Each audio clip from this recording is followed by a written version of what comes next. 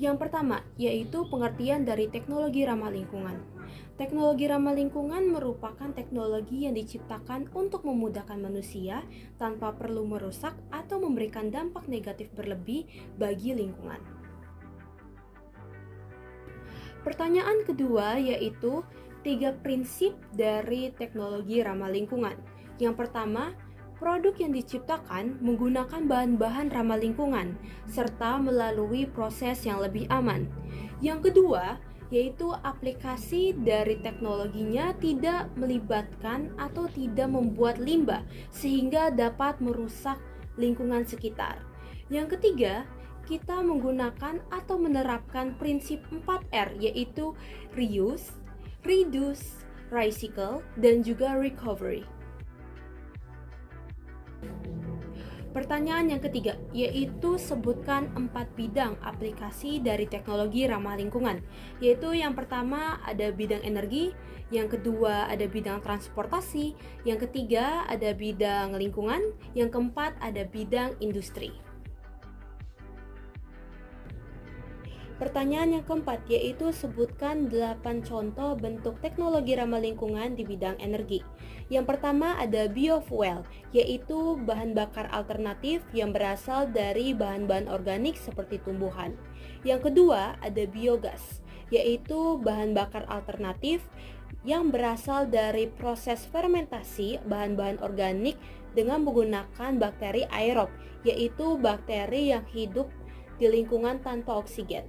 Yang ketiga ada sel surya atau solar cell, yaitu cahaya matahari yang diubah menjadi energi listrik dengan menggunakan photovoltaic cell, atau disebut juga dengan solar cell atau sel surya. Yang keempat ada pembangkit listrik tenaga air atau hydropower, yaitu energi listrik yang dihasilkan dari energi gerak atau energi kinetik aliran air. Nomor 5 yaitu pembangkit listrik tenaga pasang surut air laut dan ombak, yaitu energi listrik yang dihasilkan oleh energi pasang surut air laut dan ombak. Yang keenam ada pembangkit listrik tenaga angin atau wind power, yaitu energi listrik yang dihasilkan oleh energi angin. Yang ketujuh ada geothermal, yaitu energi yang tersimpan di dalam tanah, lapisan dasar bumi, dan juga cairan kerak bumi. Yang kedelapan ada hydropower, yaitu penggabungan antara gas hidrogen dan gas oksigen yang menghasilkan energi panas yang sangat tinggi, sehingga dapat dijadikan sebagai sumber listrik. Pertanyaan nomor 5 yaitu perbedaan antara biogas, biodiesel, dan juga bioetanol. Yang pertama biogas. Biogas difermentasi secara anaerobik dengan menggunakan bakteri metan sehingga dapat dihasilkannya gas metan. Yang kedua yaitu ada bioetanol. Nah, bioetanol ini itu diperoleh dengan fermentasi biomasa dengan menggunakan bantuan mikroorganisme. Sedangkan yang ketiga yaitu biodiesel. Biodiesel adalah bahan bakar nabati yang terbuat dari minyak nabati atau lemak hewani. Nomor 6 yaitu adalah pendapat saya atau menurutmu Indonesia itu harus berfokus pada pengembangan energi apa sih? Nah, jadi gini, menurut saya sendiri atau pendapat saya, Indonesia adalah negara tropis dan juga Indonesia adalah negara maritim. Jadi menurut saya sendiri, Indonesia harus berfokus pada pengembangan energi surya dan juga pembangkit listrik tenaga air. Mengapa? Indonesia adalah negara tropis. Tentunya di Indonesia itu sudah ada banyak cahaya matahari. Dan juga energi alternatif yang paling banyak ditemukan di Indonesia itu adalah cahaya matahari. Jadi menurut saya sendiri kita bisa sekali memanfaatkan cahaya tersebut sebagai pengembangan energi surya.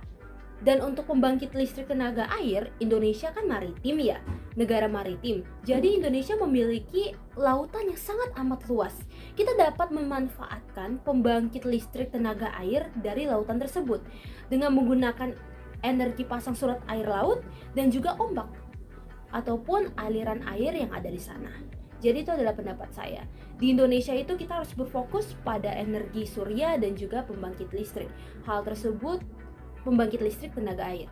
Hal tersebut bisa membuat Indonesia atau negaranya sendiri atau warganya mendapatkan manfaatnya masing-masing. Pertanyaan nomor 7. Konsep fisika apakah yang digunakan oleh hydropower dan juga wind power?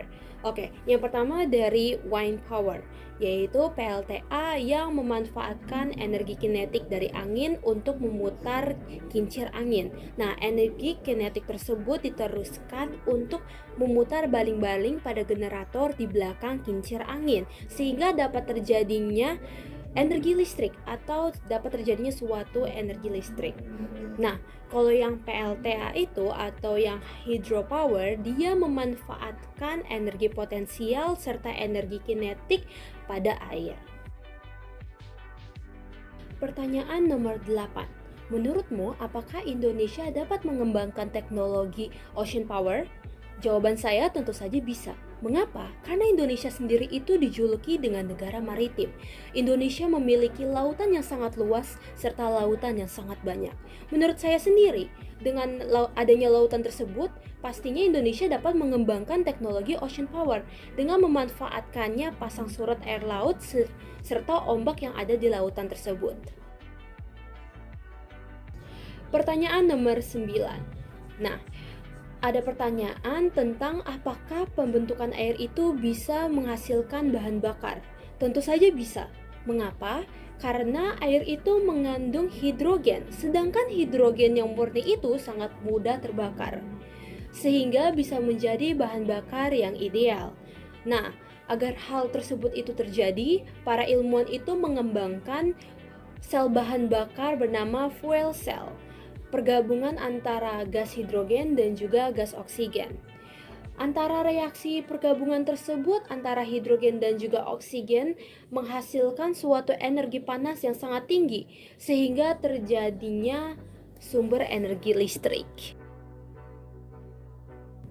Pertanyaan ke-10, yaitu sebutkan 3 contoh bentuk teknologi ramah lingkungan di bidang transportasi. Oke, yang pertama ada kendaraan hidrogen, yaitu kendaraan tersebut bahan bakar utamanya adalah hidrogen sebagai penggerak mesin. Yang kedua ada mobil surya, yaitu mobil surya yang energi utamanya itu berasal dari sinar matahari. Nah, yang ketiga itu ada mobil listrik. Nah, mobil listrik ini itu didorong oleh satu atau lebih motor listrik yang energi listriknya itu disimpan di dalam baterai atau di dalam alat penyimpan energi lainnya. Pertanyaan nomor 11. Apakah mobil itu sudah diproduksi di Indonesia atau apakah mobil sudah dibuat di Indonesia? Tentunya saja sudah. Jadi di berita, Indonesia itu sempat pernah membuat mobil listrik, tetapi belum sempurna. Pada brand seperti Wuling, Toyota, atau Mitsubishi, mereka itu pernah membicarakan untuk memproduksi mobil listrik pada akhir tahun 2023. Jadi produksi tersebut itu bukan produksi massal.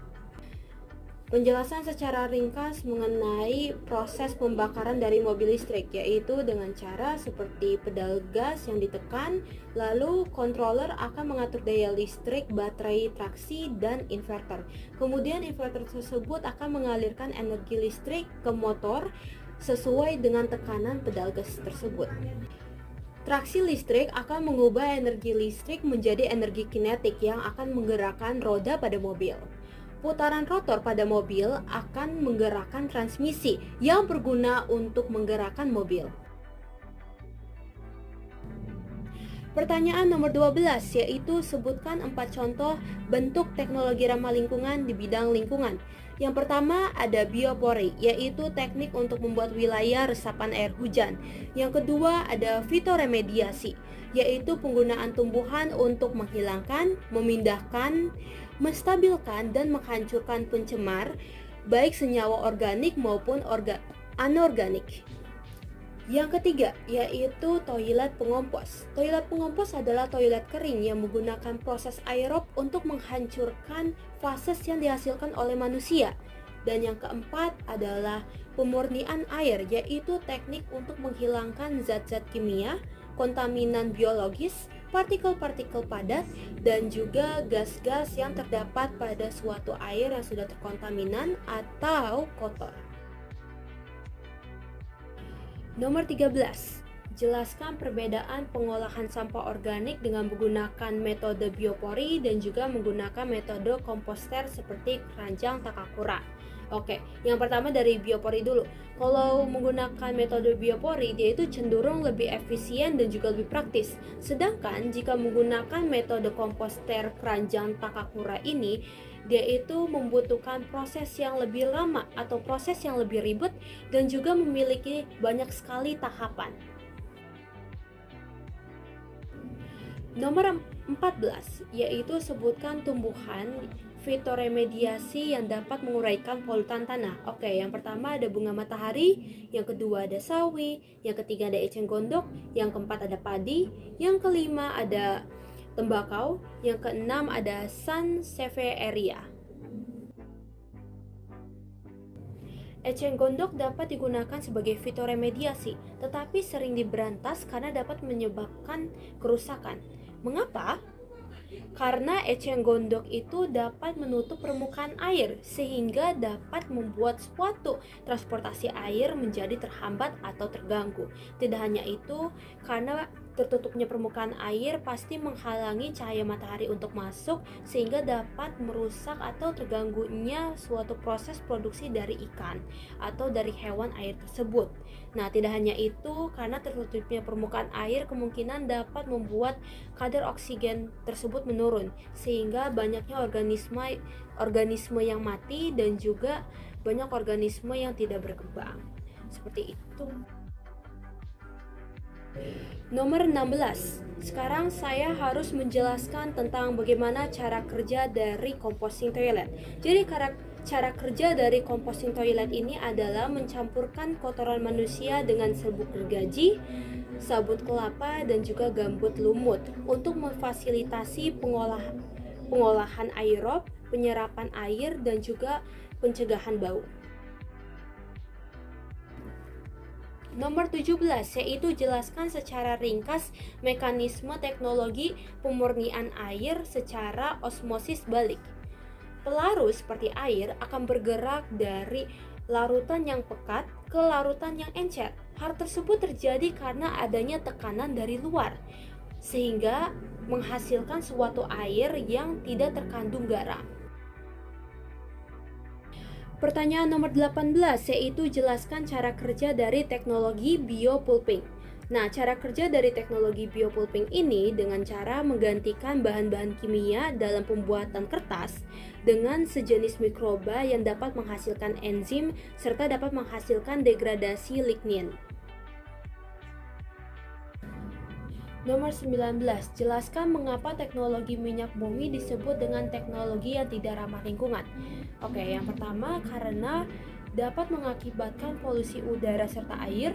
Yang kedua, dapat menghasilkan emisi gas rumah kaca. Yang ketiga, dapat mengakibatkan banyaknya hutan yang ditebang demi dilakukannya penambangan. Dan yang terakhir adalah para hewan yang mati seperti ikan karena atau diakibatkan oleh banyaknya air yang telah tercemar. Nomor 20, saya akan menjelaskan mengapa pembakaran batu bara dianggap atau disebut sebagai teknologi yang tidak ramah lingkungan. Karena pembakaran batu bara itu menghasilkan emisi CO2 dan juga SO2, sehingga mengakibatkan adanya hujan asam dan juga adanya penyakit bagi manusia. Yang kedua, pembakaran batu bara ini dalam proses produksinya juga dapat mencemarkan tanah atau merusakkan tanah dan juga dapat mencemarkan air. Nomor 20, yaitu saya harus menyebutkan 20 usaha-usaha untuk menghemat energi di dalam kehidupan sehari-hari. Yaitu yang pertama, saya akan menjelaskan mengenai penghematan energi air di dalam kehidupan sehari-hari. Yaitu contohnya adalah mematikan air jika sudah tidak digunakan lagi. Yang kedua, tidak main-main dengan air atau tidak menggunakan air secara sembarangan. Yang ketiga, menggunakan air seperlunya saja. Yang keempat, gunakan rendaman air bekas beras sebagai penyiram tanaman. Yang kelima, gunakan air bekas mencuci untuk menyiram halaman. Yang keenam, tampung air hujan untuk sebagai persediaan air dan yang lain-lain. Penghematan energi dari BBM, yaitu yang pertama contohnya adalah lebih senang berjalan kaki ataupun bersepeda dibandingkan harus menaiki kendaraan bermotor atau bermobil. Yang kedua, lebih cenderung senang untuk menaiki angkutan umum dibanding kendaraan sendiri. Yang ketiga, menggunakan biodiesel. Yang keempat adalah menggunakan kendaraan bertenaga surya. Penghematan energi listrik pada kehidupan sehari-hari, yaitu contohnya adalah yang pertama, mematikan lampu pada saat siang hari.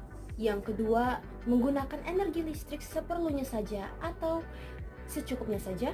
Yang ketiga yaitu mematikan peralatan elektromagnetik jika sudah tidak digunakan lagi. Yang keempat yaitu menggunakan energi alternatif. Yang kelima yaitu menggunakan energi biogas. Yang keenam yaitu menggunakan energi biofuel. Yang ketujuh yaitu menggunakan peralatan elektromagnetik dengan daya yang rendah atau hemat energi. Yang kedelapan adalah mengurangi pemakaian AC. Yang kesembilan adalah mencabut beberapa peralatan energi elektromagnetik seperti HP maupun tablet, laptop dari stop kontak jika sudah tidak dipergunakan lagi. Yang ke-10 yaitu kita harus menggunakan energi surya atau memanfaatkan cahaya matahari untuk menjemur pakaian. Jadi kita tidak perlu boros energi listrik dari pemakaian mesin cuci. Dan yang terakhir adalah nomor 11 yaitu kita menggunakan lampu LED.